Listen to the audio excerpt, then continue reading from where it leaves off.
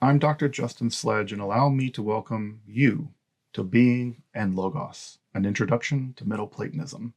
This seminar hopes to explore the philosophical foundations, especially in metaphysics, at the heart of Western philosophy following the death of Plato and before the rise of Plotinus in Neo-Platonism.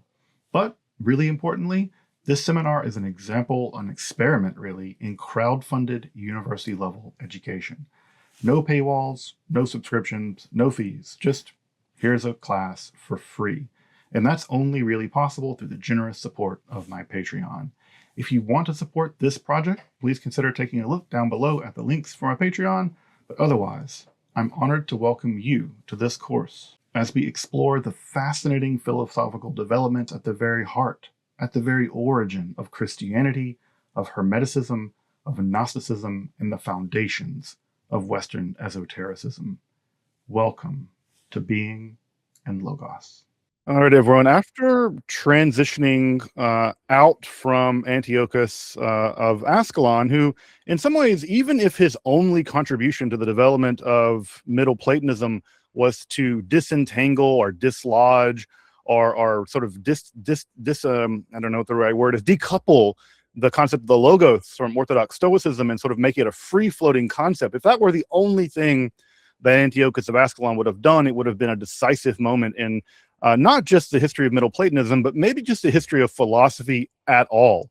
I can't express to you just how much heavy lifting the concept of the logos has done, just for instance, in the development of Christian theology. And at some level, we can thank someone like Antiochus of Ascalon, a relatively unknown philosopher. I think Dylan calls him not a first-rate philosopher, to be sure. And John Dillon's classic throwing shade at everybody tendency in his book. But now we're back in Alexandria, right? We're back in Alexandria, and it is here in Alexandria that we're going to take yet another Stoic detour, although not quite as long as the detour we took with Antiochus of Ascalon. But it is here that we need to return to a very important philosopher by the name of Posidonius. Posidonius is one of these philosophers who has had a very important and very decisive impact on the history of Western esotericism, though because the way that we tell the story about the development of Western esotericism is primarily through the influence of Neo-Platonism, Stoicism, much to my chagrin, to be honest, does not get its place in the sun when it comes to the influence that it has played in the history of Western esotericism. So we're going to talk a bit about Posidonius today. But as you probably know, Stoicism had the market share, the lion's share of the philosophical market in the Hellenistic period. Of course, there were Cynics and Epicureans around and some of the academic skeptics, but Stoicism definitely, as we begin ramping up into the imperial period, really was the prestige philosophy of the day. And as you may know, it was primarily developed, at least intellectually, primarily by the second scholarch of the school following Zeno, and that is Chrysippus. And Chrysippus would single-handedly basically found the Stoa as a technical philosophical branch. He developed its own interior logic. He developed the technical vocabulary of Stoicism. And that development, that extraordinarily development of Stoicism under Chrysippus, who Diogenes Laertius tells us wrote 705 books, of which none survive, really reshaped Stoicism into a kind of orthodoxy in a way that was very different than the way that Platonism developed, where Platonists thought of themselves as defending Plato and the sort of Platonic corpus rather than defending a specific dogma of Platonism. That just wasn't true for the Stoics. The Stoics thought of themselves as a school with a coherent set of beliefs that comprised a kind of orthodoxy. But following Chrysippus, that orthodoxy waned and shaped and was quite different from scholarch to scholarch. And in the so-called Middle Stoa, Panaetius is going to be one of the Stoic scholarchs that is going to venture the furthest from the orthodoxy as developed by Chrysippus. And in fact, he's going to be assimilating Stoicism more in the direction of Aristotle and Plato. So we've seen Stoicism moving around, right? Stoicism in this time period is kind of the elite philosophy, and it is being sort of moved around via Plato and Aristotle, which is very interesting now because we can, at this point, consider Plato and Aristotle to be the apex philosophers, of which Stoicism is kind of a degenerate coping philosophy. That just wasn't true in the period that we're talking about in the Hellenistic period. But Panaetius would greatly lessen the orthodoxy of Stoicism. He rejected the goal of apatheia and the direction of meteropatheia, like the idea of that you moderate the passions vis-a-vis Aristotle. He dismissed the idea of ekporosis, that is to say, the cyclical annihilation of the world in sort of a grand cosmic fire, an idea that would be brought directly into Christian apocalypticism. So he rejected the idea of ekporosis. And also he rejected the concept of divination, which since Chrysippus had been a core component of Stoicism, both in theory and in practice. That is to say, you practice divination in order that you can kind of see what's coming in the future, and you can therefore steel yourself for the inevitable feelings, the pathoi, which are going to disturb your attempts at achieving apatheia. Panaetius went so far in the direction of Platonism that when we get to Proclus, many, many centuries later, Proclus actually just thought that Panaetius was a Platonist. So Proclus is like, yeah, the guy's just a good Platonist. So that shows you how far he roamed in many ways from Stoic orthodoxy. And Posidonius of Rhodes, who he would settle in Rhodes and set up a school there, Posidonius is going to move us back in the direction of Stoic orthodoxy, while still doing a good bit of syncretizing. And as you can tell, and you're going to continue to hear throughout the rest of the course of this seminar, syncretism is the watchword. That's the question that we're dealing with is everybody has 3 or 4 balls they're keeping in the air. Stoicism, Epicureanism, less so Epicureanism, but Stoicism, Platonism, Aristotle, Neo-Pythagoreanism. And the question is, which ball do they have in the air, right? Which ones are they juggling and how are they juggling them? And Posidonius of Rhodes is getting us very much in that direction of sort of stoicizing in an orthodox way, but incorporating some Platonistic elements as well. There's a ton that can be said about Posidonius. Unfortunately, most of his works don't survive. Again, I'm sure also this is the same drum that I've been hitting on all this time. Most of his works don't survive, but he was widely accepted during his lifetime to be basically the smartest man alive. Any topic that existed that could be written on, Posidonius wrote a book on it. It is just, you look at the list of things that we know that he wrote, and it is just absolutely shocking that he could write on everything from the tides to the size of the sun, right? So he could just write on anything, whether it was biology, botany, ethics, philosophy, astronomy, all kinds of things. He wrote on basically everything. But he would also accept back into Stoic orthodoxy the theory of ekporosis, the theory of the conflagration by fire at the end of time and the recycling of the universe. But he also brought back the concept of divination. And this is going to matter very much as we get into this, because it's divination is going to be important for reasons that we're going to get to in just a minute in terms of the doctrine of sympatheia. But for Posidonius, the divine logos, right? So we're back to the idea of the divine logos. I don't have to impress upon you very strongly that the concept of the divine logos is going to play a not minor role in the development of Western religion. But the idea of the divine logos is for him the active principle for which the cosmos, the material world, is the passive principle.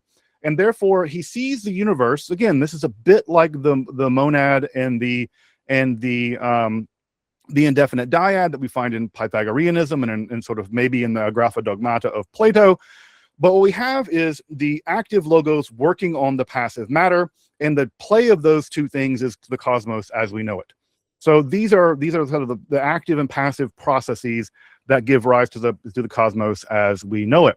And we know this because he wrote a commentary on the Timaeus. So again, this is a Stoic writing a commentary, at least on parts of the Timaeus, and he's developing Plato, again, in this stoicizing direction, or he's developing a kind of stoicism that's very much influenced by Platonism. But his return to divination, which is discussed extensively in Cicero's book on divination, which if you've never read it, you absolutely should. But in Cicero's book on divination, we get a lot of talk about Posidonius, and it's in that text that we see him having developed the theory of sympatheia, the idea of cosmic sympathy. And this idea was that the entire universe is one totality. This is a classic Stoic idea, which is to say the universe is an organic, rational totality. It is the interaction of, in at least in case of Posidonius, of the rational divine logos and passive matter. And at every point in the universe, there's a kind of fractalization that happens. which is to say that at every point in the universe, everything contains everything else. And at any point, you can kind of find one thing in other things. And because fundamentally the logos is rational and beneficent, it operates through its pronoia, so its providential care. The fiery pneumatic logos impresses into matter sort of hidden elements of reality.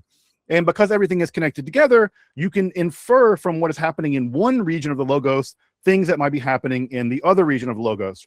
And because even something like time for the Stoics is material, there's sort of a fourth dimensionality you can see where a future event can be reflected back into the past into an object in our present. So you can look at an object in our present and know what will happen in the future, because from the point of view of the logos, everything has already happened already. Again, Stoicism is hyper deterministic. And because of this determinism, everything, the way the play is going to go, has already been written, to use the language of Epictetus. And your task, of course, is just to learn to play your part well. And so the idea of determinism is going to underwrite the concept of sympatheia. So what Posidonius noticed is that if you observe the natural world, and he was keen on observing the natural world, he wrote books on biology, wrote books on animals, very much like Aristotle. He noticed that in disparate parts of things that had nothing to do with each other, right? So the image of a sunflower and a seashell both contain similar structures. And he came to the idea that these disparate entities must be connected together by something. And that something which connects all disparate beings into each other is what he referred to as the concept of sympatheia. And because they were so identical and so what we might call fine-tuned, because they were so tuned together in such a way, this could only be the result of something rational doing it. The fact that we can see, for instance, in a hurricane or in a seashell or in a sunflower, the same sort of, torical structure representing the golden ratio or something like that, for him, that's evidence that something rational has done this. And therefore, not only rational, but beneficently, that the divine logos had structured the world not only to be intelligible to us, but such that intelligibility could aid us in becoming in accord with nature, to use the language of the Stoics. And this providential imprint made by the logos is perceptible to human beings, especially in certain conditions. For instance, it's findable in the bodies of certain animals. So this gives rise to, or underwrites rather, the practice of reading sheep's livers to understand what's going to happen, for instance, with a future battle. And again, in several images several slides ago, here I have an example of an Etruscan liver model, whereby you could learn to do this scientifically, as it were, by studying the exact lobes of the liver and indicating what they specifically mean. It's a long tradition going way back to the Etruscans, obviously, and it goes back to the Babylonians and stuff before them. So you could read it there. You could also read it in the stars. And this is a core, incredibly important principle, because it's around the time of the writing of the Epinomis and other things at this time that you're beginning to see the rise of Hellenistic astrology. Astrology is emerging. The planets are finally being named the specific gods that we all associate them with. And Hellenistic astrology is emerging during the time of the writing of people like Posidonius and the Middle-Platonists. So astrology is a hugely growing field at this time. And of course, the stars being made of divine pure matter, pure fire, they are best at indicating what is on the way in terms of the will of the logos. And therefore, learning to read the stars would allow you to understand better the will of the logos and to bring your will into accordance with that will. Remember, this is not about hacking the system to learn what's going to happen tomorrow so you can take advantage of the horse race or whatever, although it will be transformed into that, of course. It's about knowing the will of God in the stars and then being able to align your will with that so that you can achieve, for the Stoics, the condition of apatheia. Other cases that would allow you to gain access to the will of God is sleep, because your body is in a passive state, but your mind is still in an active state. You're more like the divine logos, and the divine logos can better make impressions into your mind, directly into your mind, without the confusion of the fantasia, and therefore in a dream state, you're much more likely to achieve prophetic style dreams. And that again ties all the way back to Plato and of course before Plato. But this idea of being asleep allows you to better read the will of the Logos is important. But also people near death. The idea, and then Posidonius even gives an example of a guy that he met on Rhodes that who was dying. He was in the process of active dying, and he made sort of oracular announcements about things that were about to happen. I think there were 8 of these oracular announcements, and they all came true.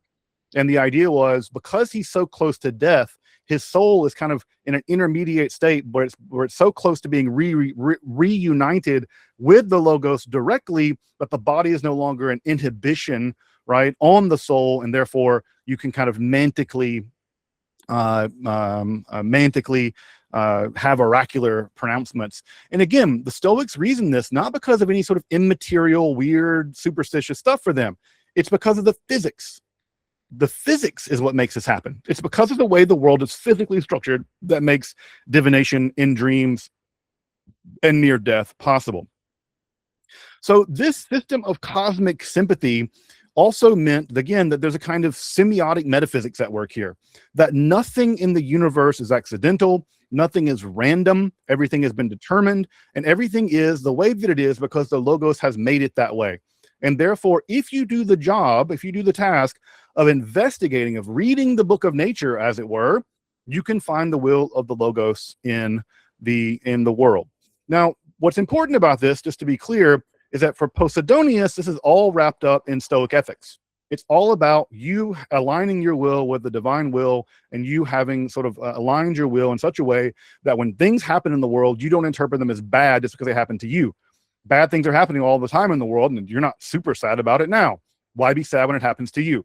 So the idea is, if you align yourself with the will of God, you will achieve apatheia.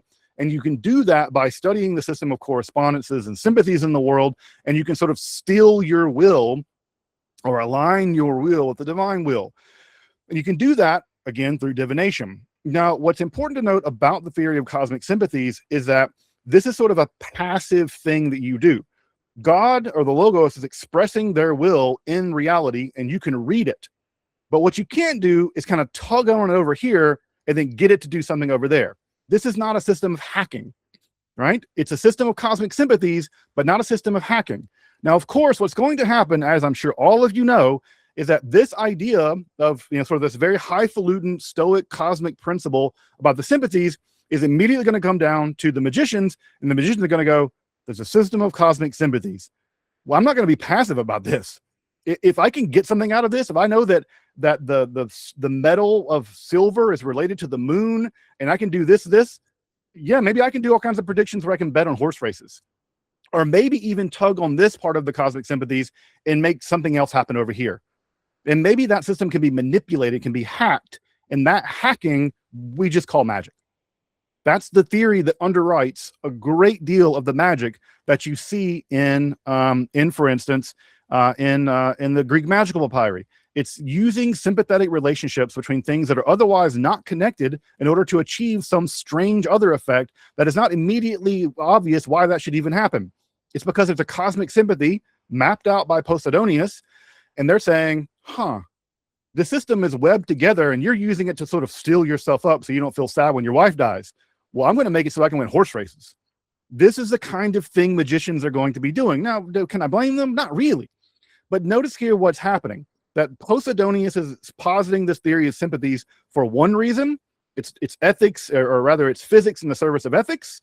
For the magicians, this is going to be, and again, they're going to just take the cosmic sympathies and they're going to take the rest of Stoicism, because they're not really care about the rest. They're going to extract the theory of cosmic sympathies, and you see this theory all the way through Western magic, down to today. If you've ever done something like sympathetic magic, likely it's underwritten. If you ask someone why sympathetic magic works the way that it does, if you ask them, they're going to probably give you some version of Posidonius's theory of cosmic sympathy. Now, are they going to know who Posidonius is? Probably not. That history has been largely erased. But I'm pointing out here, this is incredibly important, and no one talks about him. So I'm including him in the lecture because there's just no way of getting at this without studying Posidonius, at least for just a moment. But to be clear, am I saying that sympathetic magic didn't exist until Posidonius? No, of course not. sympathetic magic almost certainly existed before Posidonius. What Posidonius does is give it a mechanism. He gives it a theoretical physics by which it will work, allegedly.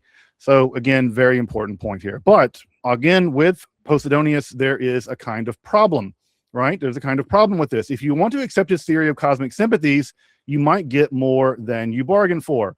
And the reason why is because it only works because of determinism, right? Again, the reason why everything bears this imprint is because the pronoia, the providential care of the Logos, has imprinted all of this. And there's the kind of everything is already determined. There's a hyper-deterministic. And this hyper-determinism is there. And that's the only reason why the system works. God has fine-tuned everything down to you finding the meaning in the stars such that you will not feel moved to pathoi when your wife dies. Again, I always think of Epictetus. Study a pot so that you will know the nature of a pot, so when it breaks, you will not be upset. Study the nature of people so that when your wife or child dies, you will say, this is like the pot. I don't encourage that kind of thinking, but this is a thing that always jumps to my mind when it comes to Stoicism. But at any rate, this is a kind of Stoic determinism that I think most people don't like. Right? This is taken for granted by the Stoics. They're like hyper Calvinists. This is just a way that they think. And this is a way, not a way most people think. Most people imagine using magic precisely to avoid the bad things that happen in life. I feel lonely, therefore I will use magic to find a girlfriend. I am poor, therefore I will use magic to find buried treasure. Most people don't think I am fated to be this way, and therefore I should use divination in order to not feel that way. Most people are like, I feel bad, therefore I should use magic to get something. They're assuming a kind of free will, or at least a kind of folk free will, and they're thinking about freely using magic in order to get something out of reality. That is absolutely not the way the Stoics conceive of how determination should work in terms of your mental states. But this is just one of these mechanisms, right? These are just one of these mechanisms. And can you have a system of cosmic sympathies without determinism? I don't know. That's a great question. It's the kind of thing we could puzzle about perhaps later on, but at least the way that it exists in Posidonius, it is hand in hand. It's logically related, maybe even underwritten by the Stoic insistence on fate. But again, this is just different ways we can be describing the same kind of mechanisms in Middle-Platonism. There's all these different questions about why the world is the way that it is. Why is the world in X state rather than Y state? Why is it structured this way?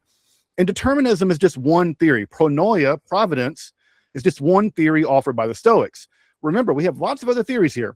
Aristotle's theory of final causation, that the universe is moving in the direction of a final cause. It's being perfected by a causal structure that's being sort of taken up by God as the form of final causation.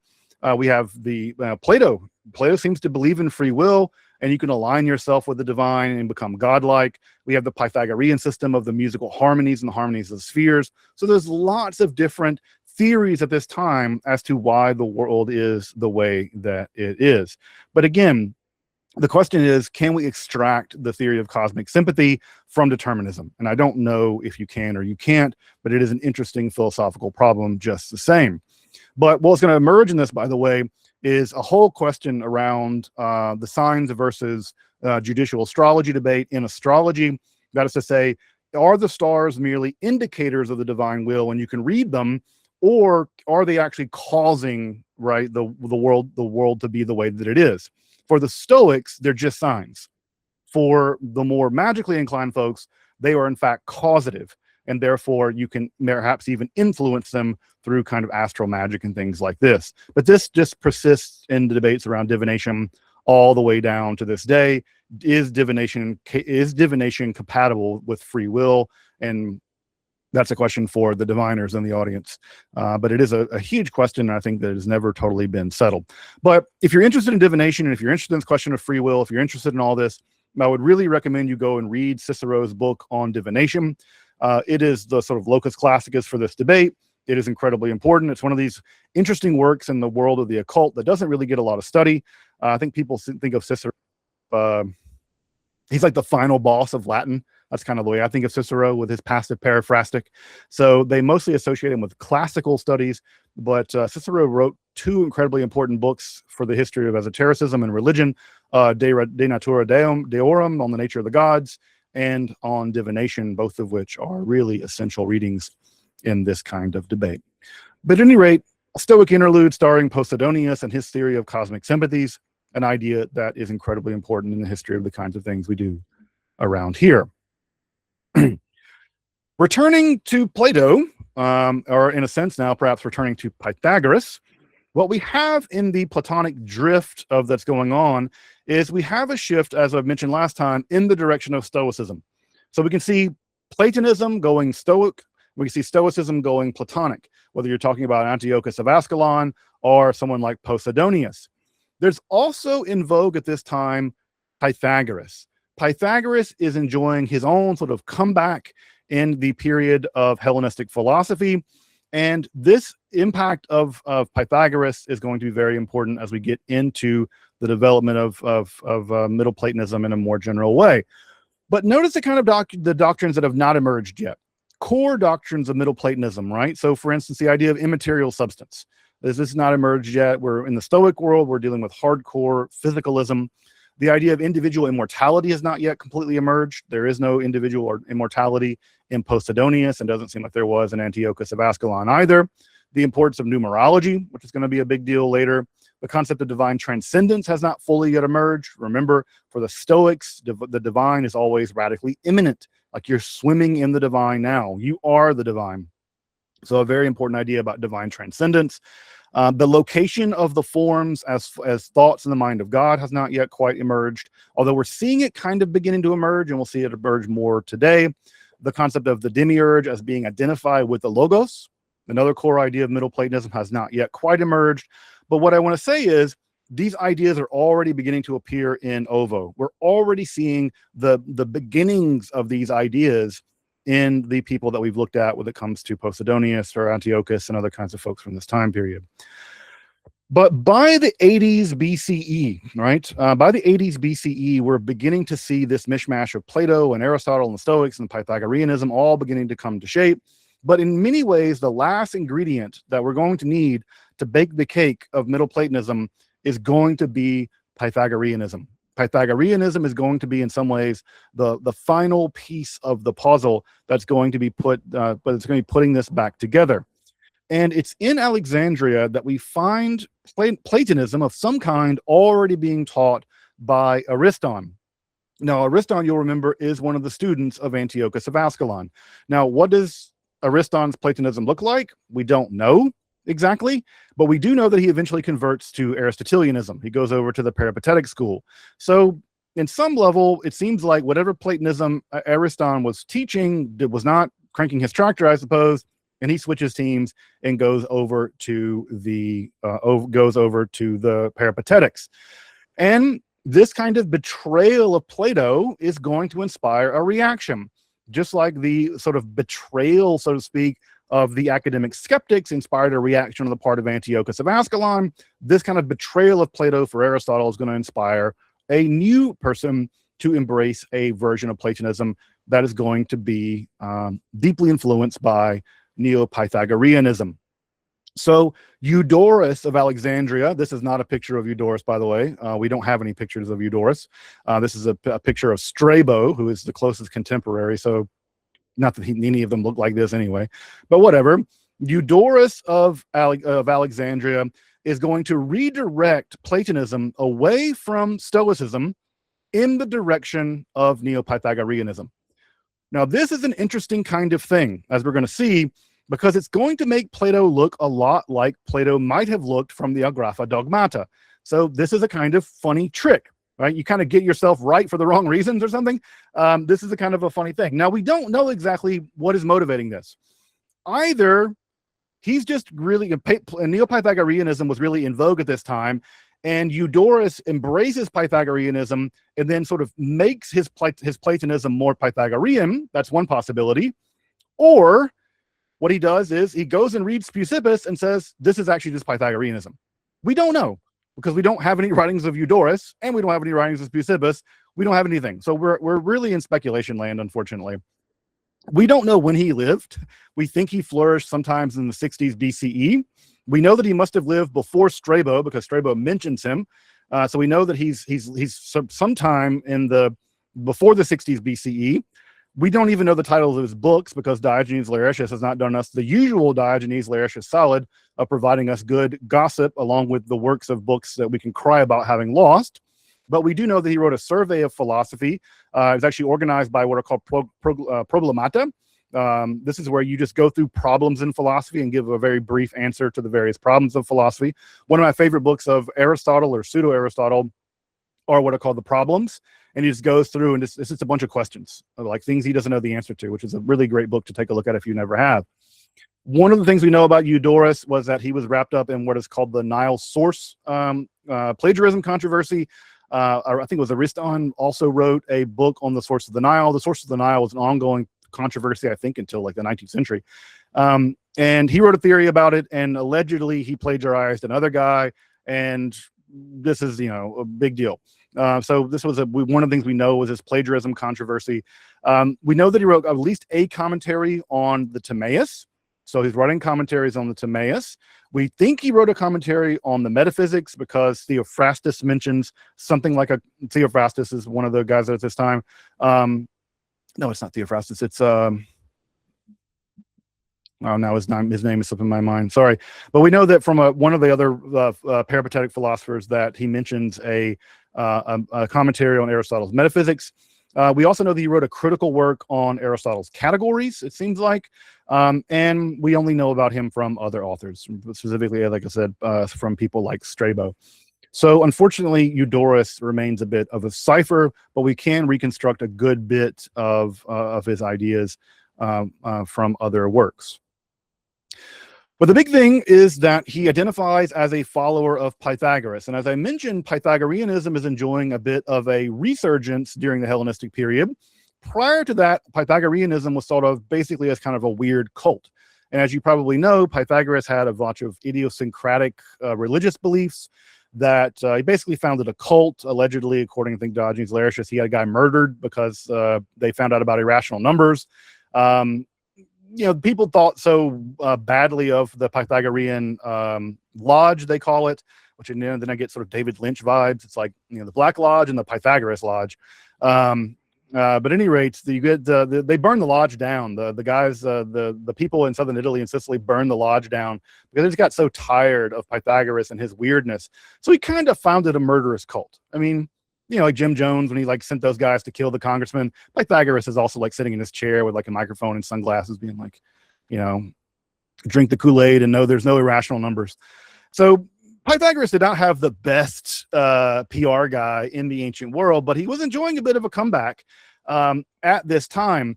And what we find is that there's a bunch of sort of Neo-Pythagorean works being written at this time, actually being written in Doric Greek, the dialect of Greek that Pythagoras wrote in. So people really went hard on their fan fiction. It's like writing in Neo-Shakespearean English in order to write new Shakespeare plays.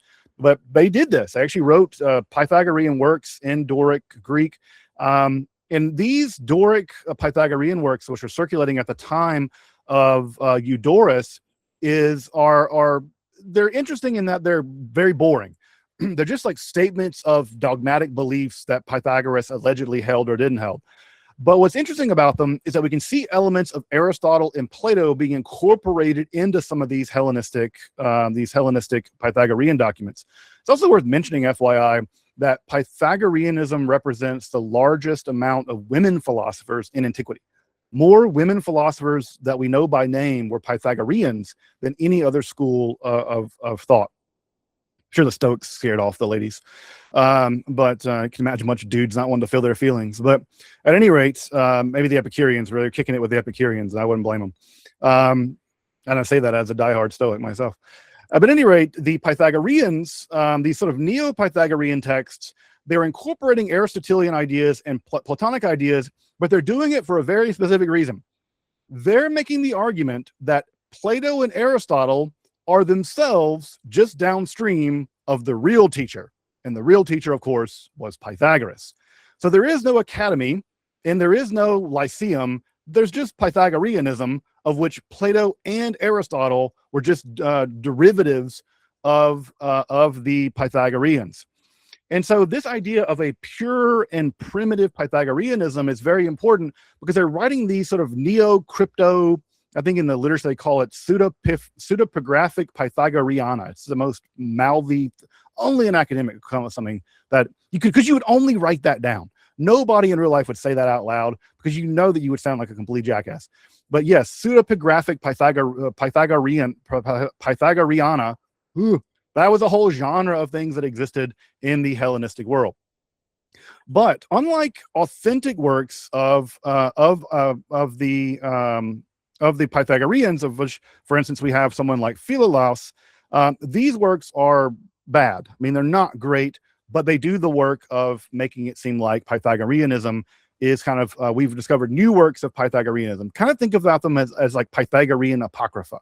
That's something like the way they are. In the same way that the infancy gospel of Thomas was written much later than the other gospels, they kind of sound like gospels, but they're not really, and we can get more Pythagoreanism from this.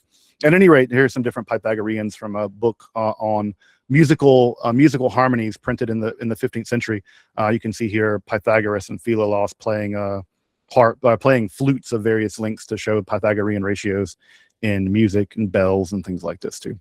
So I also like how the fact that they just haven't agreed about how to spell his name. Really, Pythagoras here and then Pythagoras here. They just can't figure out how to spell his name yet. And here it's just not even. They just leave the S off entirely. I love early printing. They just don't care. They're like, you know who it is. But the Pythagorean texts of this time enjoyed a kind of vogue because they were basically claiming to really be the Prisca Philosophia. In the same way that in the Renaissance, we're going to have this big run back in time, right? That everybody wants to go back in time to get to the oldest imaginable stuff because the oldest imaginable stuff is the best stuff. So, we don't go to Plato. We want to go to Hermes Trismegistus himself. There was the same kind of urge in Hellenistic philosophy to get back to the pure source, the primitive source. And in this case, it was Pythagoras. Showing here Berlin Papyrus 6619. This is a very famous papyrus that seems to be an early indicator of Egyptian knowledge of what we'll call the Pythagorean theorem, although we know that Egyptian tablets, or rather Babylonian tablets, also have examples of Pythagorean triplets. So it's not like, again, what Pythagoras did in some cases was prove what he'd done. But at the core of all this is a philosopher that, again, most people have never heard of. His name is Publius Nigidius Figulus, which is just a wonderful name. Sounds like he would be on the BBC. But Publius Nigidius Figulus is the main guy who really drives this Neo-Pythagorean Renaissance during the Hellenistic period. And what the idea, like I said, is that Plato and Aristotle are all just playing second fiddle to Pythagoras. Pythagoras is the real root of all true philosophy. And Eudorus really falls for this. Eudorus seems to have really gotten on this train. And what he's going to do is he's going to argue that the legitimate Platonism is just Pythagoreanism. And so what do? We just need to cut off the middleman. We just need to go back to Pythagoras, and when we look at Plato, and whatever agrees with Pythagoras in Plato is in fact legitimate, true Platonism. Now, the end result of this, as I mentioned, is a kind of curious trick. Of course, we now know the Agrapha Dogmata, again, assuming they existed and assuming we know what they were about. We know that Plato seems to have Pythagoreanized late in life. And it's ironic or interesting that Eudorus, by trying to shove Platonism into the box of Pythagoreanism, may have just recreated the Agrapha Dogmata on accident. That's one possibility. Another possibility is he had access to the Agrapha Dogmata, at least in the form of something like Speusippus or maybe the writings of Xenocrates. We don't know. So it's really unclear what's happening here. But I do find it hilarious that it could be the case that as a historical accident, the Platonism of Eudorus is actually right despite himself, that he might be closer to authentic Platonism than he ever knows. So he says, look, just like Polemon, right? We're all going back to where everything went off before everything went off the rails. We're going to go back to Polemon and begin with ethics. So Eudorus begins with ethics, and he says, what is the point of life? The point of life is living according to nature. Now that should sound stoic to you. That's directly out of the mouth of Zeno of Citium. So again, we have a Stoic idea being attributed to Plato, but what is it? What does it mean to be living according to nature? It means homoiosis theokata to dynamatan, right? So it means assimilation to God as far as possible. So what is correct living according to nature? It's assimilation to God. It's homoiosis to God. Now that should sound exactly like Plato. So we have a Stoic byword being explained in Platonic language. And of course, what does it mean to assimilate to God as far as possible? Well, it means to do it, right? What does this kata dunaton mean? It means by the means available to human beings, namely through phronesis, which achieves virtue. That's Aristotle. That's Aristotle. So I just want people to appreciate this just a little bit. When Eudorus says the point of life, he gives a Stoic answer, which has to be interpreted Platonically, which must be understood Aristotelianly. Why would he do that? Because Plato and Aristotle and Zeno, right? Remember, Zeno of Citium is also a student. What's happening here is that all of this is just being pointed back in the direction of a primitive philosophy in which all the different philosophy, all these different dogmatic philosophies are reconciled, and that primitive philosophy in which all these other philosophies have done, of course, stems from Pythagoreanism. So this is just kind of, if you're a student of ancient philosophy, this is just maddening. It's Stoicism being explained through Platonism, being justified in Aristotelian language. Phronesis, that's phronesis and arete, virtue, very clearly language emerging from Aristotle. So, I mean, again, if we're talking about syncretizing, guys, this is syncretizing all of ancient philosophy basically in one sentence. It's breathtaking. But he seems to be Stoic, again, more so than Antiochus. Antiochus allowed for the possibility of the sage being happy with some of the external virtues, much more close aligned to Aristotle. Eudorus seems to have accepted a more Stoic view, classic Stoic view, orthodox Stoic view, that the sage is happy, can achieve eudaimonia without the external goods. And in fact, he even uses the language, Stoic language, of Prolegomena, that this is the idea that friendship and pleasures and other things, these are just preferable, right? These are preferable, but they're not constitutive of happy. It's better to have friends. It's better to have a positive natural disposition. It's better to have fame, but they're not going to make you happy. So you're not going to get eudaimonia out of it. And this seems to be a rejection of the Aristotelian thing. Now, why is he going in so hard against Aristotle here? Probably because of Ariston. Remember Ariston, the sort of inheritor of Antiochus of Ascalon, that was the school of what was going to be the Neo Academy. What had Ariston done? Ariston converted to Aristotelianism. So what is he doing? Doubling down on the Stoic idea, maybe just as a cudgel against Aristotle. So this might be a bit of a reaction formation on the part of Eudorus. Who knows? But in metaphysics, we're looking at straight Pythagoreanism. So what he says, right, is that there is an ontologically supreme one, which is God. He identifies this as God. And that one, that God is hyperontological, as we'll see. And below that God is the monad, which is form, and the dyad, which is matter. So we've gotten the one and the indefinite dyad again, coming from Plato, but now in a very clearly recognizably Pythagorean form. So again, we have the one, which is God, below that one, which is the monad, which represents form, and the dyad, which represents matter. So that's classic Pythagoreanism there. Now, what he does is, like Speusippus, he kicks God back up to being a fully transcendent entity, right? So God is now rendered hyper-ontological again. This is following after Speusippus, but certainly, again, a position we know that Pythagoras took. And of course, right, this is going to be the position ultimately adapted by Philo, adopted by the Gnostics, adopted by Plotinus, and I would even argue at some level even adopted into Christian theology, with God the Father as being somehow a Deus absconditus, with Jesus being a kind of reveal God that we can, that you interact with. So I would say this hyper-ontological move where God is sort of shoved up into this upper realm, this unknowable realm, is going to have massive ramifications for the development of Western theology. And again, also, I should just point out here, we already have a Trinity. Trinity is already operating here in Neo-Pythagoreanism. It's operating in Plato. We have the God as kind of a Deus absconditus, and we have the dyad below it. We're already working in trinities. And that goes all the way back to Xenocrates. So this triune structure of the divine, of the first principles, when Origen begins to develop it, it's not like Origen is developing this stuff out of whole cloth, right? He's like, this idea has been there for hundreds of years, and he's like, oh, Jesus, God, the Holy Spirit, got it, right? Triads. So we know this is already in the air. But the forms, right? We're going to have some theory of the forms. The forms for Eudorus are actually made by the impression of the monad, this sort of the form of the forms, the form, the archetype of all forms, into the dyad, which is basically pure matter, or sort of the form of matter. And the forms are produced, they're rendered by the impression of that of the monad into the dyad. And once that impression is done, this generates the mathematicals and generates the forms as we know them in Plato.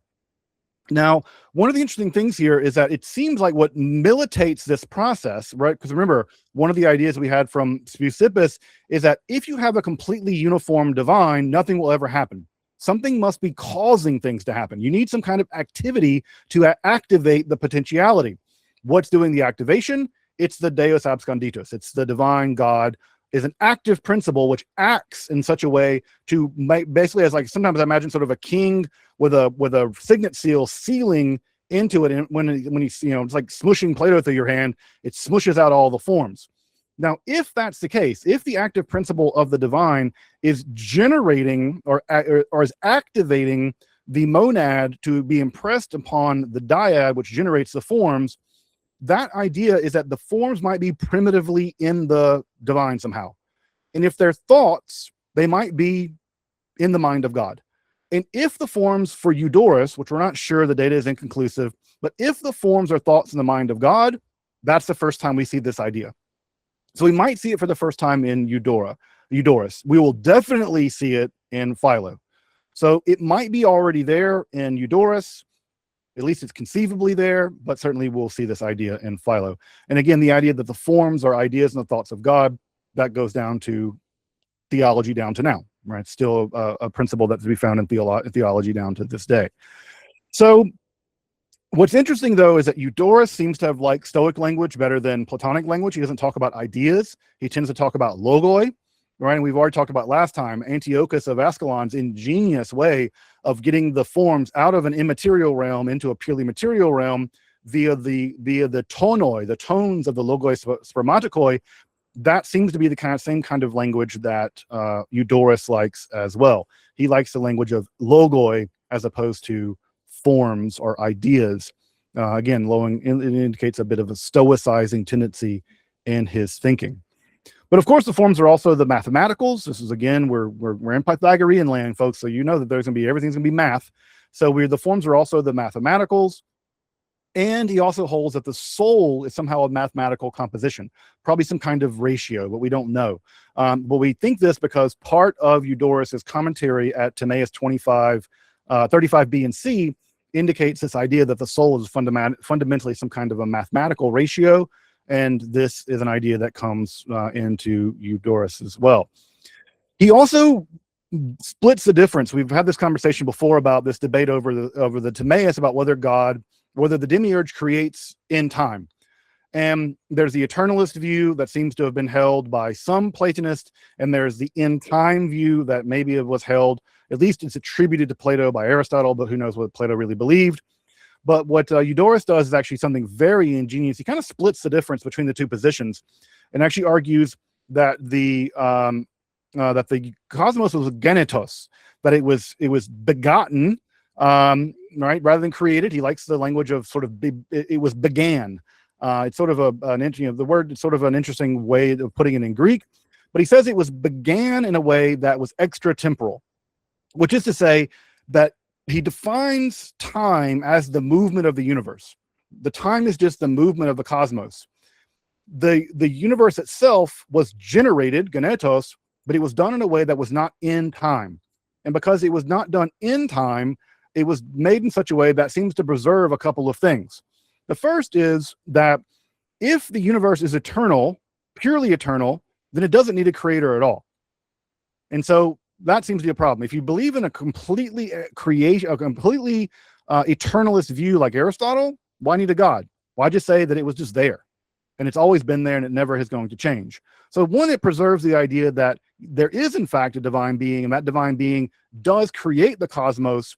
And sort of, I imagine the cosmos being sort of stretched out, and then it got, and then sort of like a DJ spins a record. That's like, it spins the record, and that's time, right? That begins the movement of the universe as time. Further, what it does is that it also explains why the universe is intelligible. If the universe was always here, it could just be chaos. We could just be living in an eternally chaotic universe. He accepts the Stoic idea that the universe is endowed with divine providence, that providence has shaped the universe, pronoia has shaped the universe, and the idea is if the universe is the way that it is for our benefit, we need an explanation as to why that is. Well, the reason why is God made it that way. God made it that way. So it is an expression of the fact that God loves us, that we are oikeon to God. We are appropriated, familiar to God, and therefore the universe is structured in a way that also shows God's providence. Because again, if the world were just eternal, it could just be chaos. Why is it not chaos? It's not chaos because God's providence is expressed in the world as an act of creation outside of time, which gives rise to time.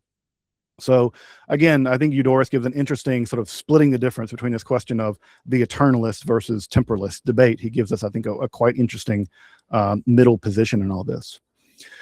But unlike Aristotle, or like Aristotle rather, he seems to reject the concept of a void. This was a big debate among Epicureans who accepted some kind of idea of a void.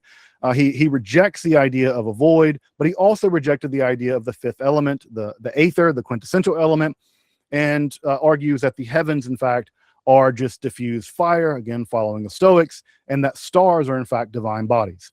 So he splits the difference between Aristotle and the Stoics. Again, he's moving in between these positions and sort of holding on to this Pythagorean numerical structuralism. He also follows the extraordinarily minority position of Philolaus, which held that the sun is actually at the center of the universe. Philolaus, as you may recall, held that the sun is kind of a hearth at the center of the universe. It sort of gives life to everything. All life and warmth and light flows out of the center of the universe. The sun is a kind of god at the center of the universe. That's the cosmic hearth. And actually, he actually puts this position and actually argues that Timaeus of Locris, the guy speaking in the Timaeus, in fact holds this position too, thus kind of rebaptizing Timaeus as himself a heliocentric and then therefore also a Pythagorean in the tradition of Philolaus. So we have an early expression, although a minority expression of heliocentrism already in Eudorus, which is an extension of Philolaus, which is an extension of Pythagoras. And finally, in logic, he seems to reject Chrysippus's propositional logic. It seems like everybody rejected Chrysippus's propositional logic, which is deeply unfortunate considering that it was actually an advance over the logic of Aristotle. But what he actually argues is that Aristotle's logic gets it right, but the problem is Aristotle gets the categories wrong. And so he argues that categories as a concept existed in the Old Academy, but Aristotle corrupted them. And the way that he argues that Aristotle corrupted them is that he argues that the one is to correspond to the category of substance, of ousia, and that the substance gives rise to the monad, which is paired to the Aristotelian category of quality, right? So quality or form, the logos, right? So those make some sense. And the dyad is to be paired with the Aristotelian category of quantity. And this is the generation of various entities, of which relation is the fourth category. So what we have here, right, is in Aristotle's position is ousia, right? Substance followed by quantity followed by quality. What Eudorus argues is that no, it should be substance followed by quality, form, then followed by quantity, and then quality generates relation, another Aristotelian category, and then from that flow the where, the when, the condition, the action, and the affectation, which rounds out the 10 categories of Aristotle. Now, the debate at this time around how the categories should be enumerated, what order they should be in, which one should have logical priority, is a huge debate during this time period, although it's not even clear that Aristotle cared about that to a significant degree. But at any rate, what we see is he's taking Aristotle's categories and he's taking them from Aristotle and fixing them. And he's fixing them according to principles that he thinks are coming from Pythagoreanism. And I have to admit, this is, to my mind, a more elegant ontological revealing of how this works. That is to say that it does make sense to me in an intuitive way that quality should come before quantity, but maybe that's just my own Pythagorean bias for whatever reason. What you're looking at on these charts, folks, these are what are called Porphyrian trees. Porphyrian tree is how you use the Aristotelian categories to get down to a specific person. So you can see at the very top of the Porphyrian tree, we start with substance, which is the most general of all categories. Is it corporeal, incorporeal? Is it as a body or not a body? And then you go down the Porphyrian tree until eventually you get the kind of entity, right? So we land finally at an animal, specifically a man, and of which Plato and Socrates are individual substances. So this is a classic form of the diareses, the principle of discursion, by which you get to locate individual animals or individual things in these Porphyrian trees. And yes, you're kind of some people are kind of looking at things and go, man, this is kind of Kabbalistic. Those are probably the case that the Kabbalah is copying this, not the other way around. So this tree structure was pretty common in the Middle Ages. All right. So thus in Eudorus, as we begin to wrap for the day, Eudorus represents two important shifts. The first shift is a geographic shift. That is to say, we're no longer in Rhodes, we're no longer in Athens, we are now firmly in Alexandria. And it really is going to be in Alexandria that all the drama of philosophy and theology is going to take place. So we are firmly now geographically located and going to be basically located for a while here in Alexandria. And also we're getting the last ingredient in this dish of Middle-Platonism, and that is going to be this Neo-Pythagoreanism. And with Eudorus, syncretism is really the word of the day. It's just like we're just seeing Platonism, Pythagoreanism, Aristotelianism, Stoicism just constantly being heaped upon this in a kind of soup, right, or a kind of cake. And depending on what ingredient you put in more of, you get a different kind of Neoplatonism. And this is just going to be what's going to drive this material. And if you've ever read something like the Corpus Hermeticum and you felt ontological or philosophical whiplash, because you're like, wow, this just feels like Platonism sometimes, and there's like a Pythagorean thing over here, and there's some weird daimonic stuff, and then they talk about Stoic stuff in a minute. Well, it's because Hermeticism is going to be an outgrowth of this mishmash of different systems that are going to emerge during this period. So again, what's authentic Platonism? I don't know. What we're going to get are these mishmashes of all of these materials. And of course, Christian theology is going to be an intellectual, spiritual outgrowth of this as well. But as we get into the turn of the Common Era, we're going to see the syncretism take an even more bizarre turn. And that even more bizarre turn is going to be the term in which religiosity, explicit religiosity, is going to be directly interpolated into this conversation. We've seen some religious elements being interpolated into these philosophical schools at this time. You can think of Cleanthes as hymn to Zeus. You can think of kind of the quasi-religious nature, perhaps, of Plato's Academy back in Athens. But it's with Philo that we begin to see a strange adjunct, a strange religious ingredient. And that is going to be, we're going to take all of this stuff, we're going to take all of this material, and we're going to have Philo try to shove Judaism into it. And it's going to produce one of the strangest, and if I have to admit, one of the most torturous readings of all ancient philosophy. And it's going to be this mishmash where religion can be accommodated to Platonic philosophy, such that again, Philo's going to argue, anything you can do, I can do better. Not only is Pythagoras not the end of the line when it comes to primitive philosophy, who's the end of the line? Moses.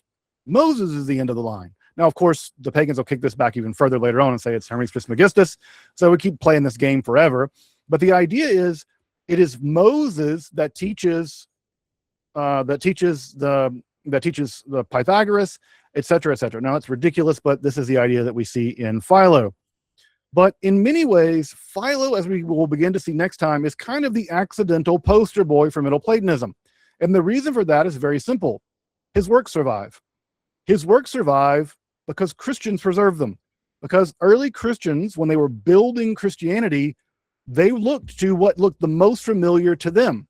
And what was that? Something like Philonic Judaism. That's the language they begin to adopt and use when they begin to build the architecture of Christianity. And because Philo lives so close to them in time, I mean, Philo could have walked to Judea and met Jesus. They were alive at the same time. What happens is that Christians are going to kind of slightly confuse when Philo existed. And some of them are going to think the guy was a Christian.